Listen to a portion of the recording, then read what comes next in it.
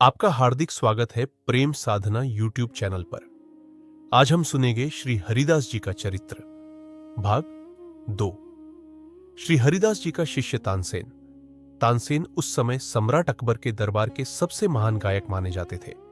उनके संगीत की ख्याति दूर दूर तक फैली हुई थी, परंतु स्वयं तानसेन अपने हृदय में जानते थे कि उनके गुरु स्वामी हरिदास जी के सामने उनका संगीत भी अत्यंत छोटा है।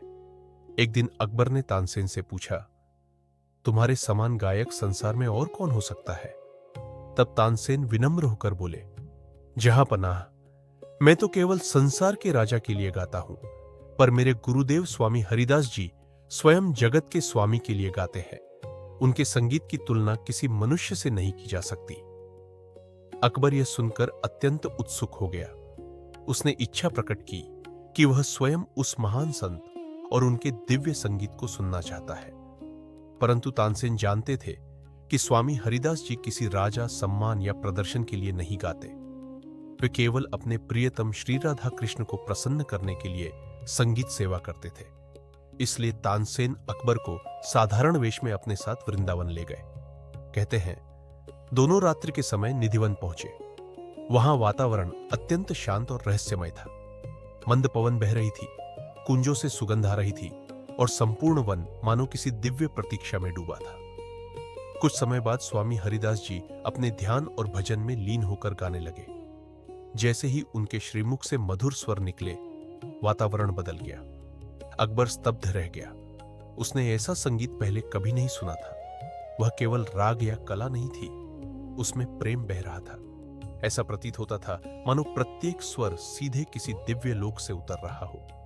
वृक्ष स्थिर हो गए, पक्षी मौन हो गए और संपूर्ण वातावरण भाव से भर उठा। अकबर की आंखों से स्वतः आंसू बहने लगे।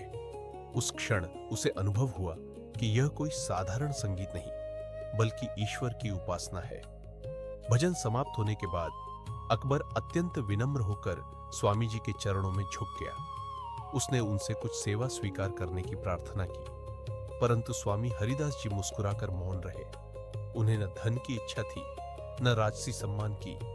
उनका संपूर्ण जीवन केवल निकुंज बिहारी की सेवा के लिए समर्पित था। कहते हैं, लौटते समय अकबर ने तानसेन से कहा, आज मुझे समझ आया कि तुम्हारे और तुम्हारे गुरु के संगीत में क्या अंतर है। तुम कला से गाते हो, पर वे प्रेम से गाते हैं। इसी प्रकार स्वामी हरिदास जी से जुड़ी एक और अत्यंत प्रसिद्ध लीला वृंदावन में सुनाई जाती है। एक बार कोई राजा या अत्यंत धनी भक्त उनके पास अत्यंत दुर्लभ और महंगा इत्र लेकर आया। उसने विनम्र होकर वह सुगंधित इत्र स्वामी जी को भेंट किया, यह सोचकर कि इतने महान संत अवश्य प्रसन्न होंगे। परंतु स्वामी हरिदास जी ने बिना कुछ कहे वह पूरा इत्र निधिवन की रज में और आसपास की भूमि पर छिड़क दिया। यह देखकर वह व्यक्ति भीतर से दुखी हो गया। उसे लगा कि इतनी बहुमूल्य वस्तु का अपमान हो गया, परंतु स्वामी जी शांत रहे।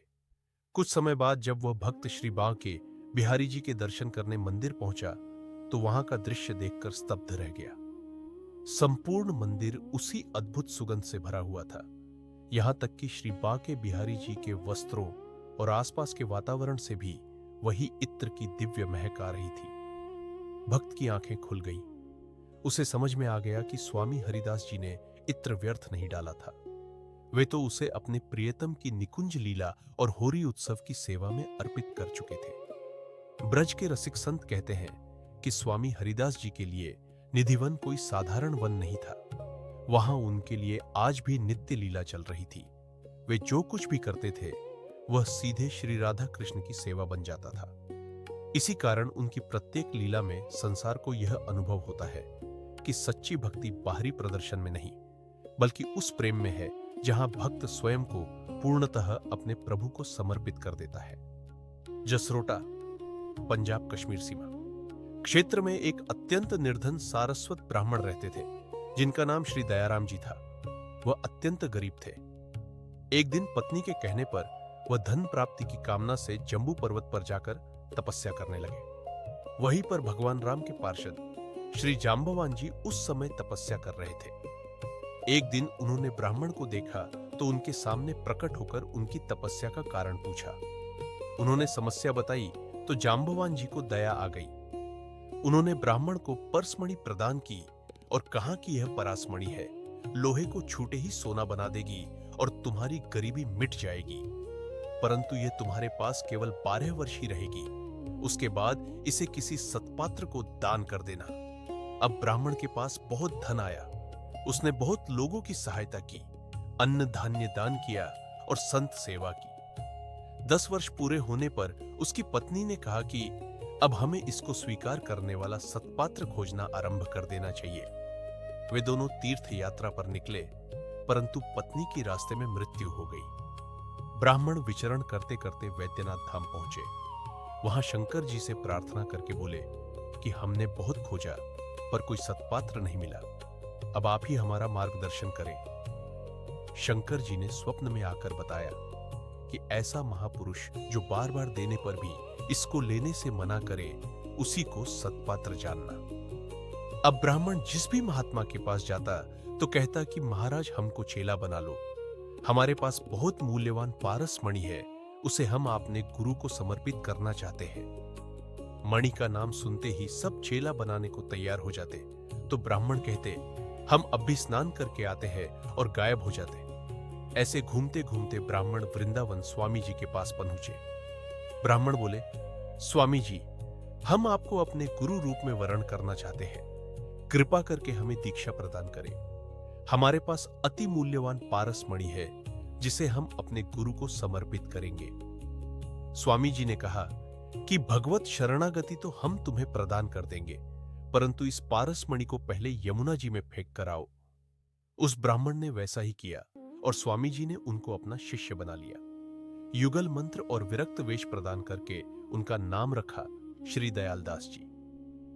दयालदास जी के मन में कभी कभी यह बात आती कि अभी 2 वर्ष का समय शेष था, वह पारस मेरे पास होता तो बहुत कुछ उपयोग हो सकता था। एक दिन दयालदास जी यमुना स्नान को जा रहे थे। स्वामी जी कहा कि लौटते समय थोड़ी यमुना किनारे की रज लेते आना। दयालदास जी ने एक वस्त्र में लपेटला रंज लाकर स्वामी जी के हाथ में रखी। स्वामी जी ने जैसे ही वस्त्र की पोटली खोली, एक एक रज का कण मोटे मोटे पारस के रूप में परिवर्तित हो चुका था। स्वामी जी ने कहा, लो, कितने परास चाहते हो? दयालदास जी को समझ आया कि असली पारस ये पत्थर नहीं, असली पारस युगल नाम तो हमारे गुरुदेव भगवान के पास है। असली पारस युगल नाम होने पर भी मैं नकली पत्थर के पारस का चिंतन कर रहा था। इस घटना के बाद सदा सर्वदा के लिए उनकी धन की वासना समाप्त हो गई। एक दिन स्वामी जी प्रसाद पाने के बाद एक कोने में दोना पत्ते का पात्र डालने के लिए जा रहे थे।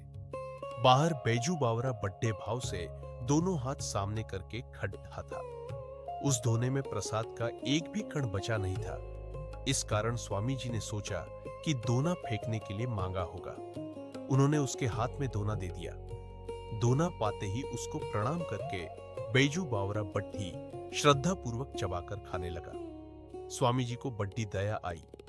वे सोचने लगे कि इसको तो गुरु का शीत प्रसाद ग्रहण करने की इच्छा थी, परंतु इसको शीत प्रसाद पाने मिला नहीं। जिस दोने में प्रसाद पाया उसी दोने का सेवन कर लिया। स्वामी ने उसको करुणा भरी दृष्टि से देखा और उसी क्षण उसके हृदय में समस्त रागिनियां प्रकट हो गई। एक उत्तराखंड के महात्मा थे, स्वामी श्री पर्वतपुरी जी। उन्होंने तपस्या करके बहुत सारी सिद्धियां प्राप्त की थी। योग बल से उन्होंने अपनी आयु को बढ़ाकर 1200 वर्ष कर दिया था। उनको अपनी सिद्धियों का अहंकार भी था। एक दिन उन्होंने स्वामी श्री हरिदास जी के बारे में सुना कि वे एक उच्च कोटि के रसिक हैं। संगीत साधना से प्रिया प्रियतम को रिझाते हैं। वे प्रेम व भक्ति मार्ग को इतना श्रेष्ठ नहीं मानते थे। वे परीक्षा करने वृंदावन पहुंच गए। स्वामी हरिदास जी के भजन में विक्षेप डालने के लिए कभी सिंह बनकर दाह धानने लगते, कभी अजगर बनकर खाने दौड़ते, पर स्वामी जी थोड़े भी भजन से नहीं हटते। एक दिन स्वामी जी मोर बंदरों को प्रसाद खिला रहे थे। उसी समय पर्वतपुरी जी मोर बनकर प्रसाद पाने आ गए। स्वामी जी ने उन्हें पहचान लिया कि ये तो वही सिद्ध महात्मा है।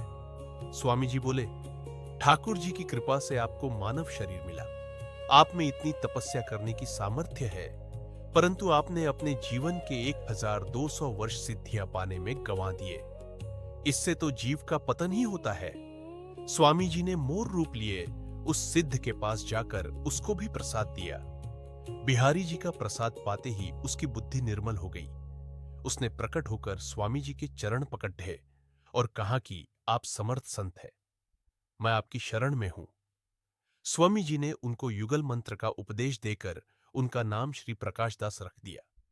ऐसी अनेकों लीलाएं स्वामी श्री हरिदास जी के जीवन में हुई। शेष चरित्र हम अगले भाग में आपके सामने लाएंगे। और यदि आपको वीडियो अच्छी लगी हो तो लाइक कीजिए और चैनल को सब्सक्राइब कीजिए। जय श्री कुंज बिहारी श्यामा।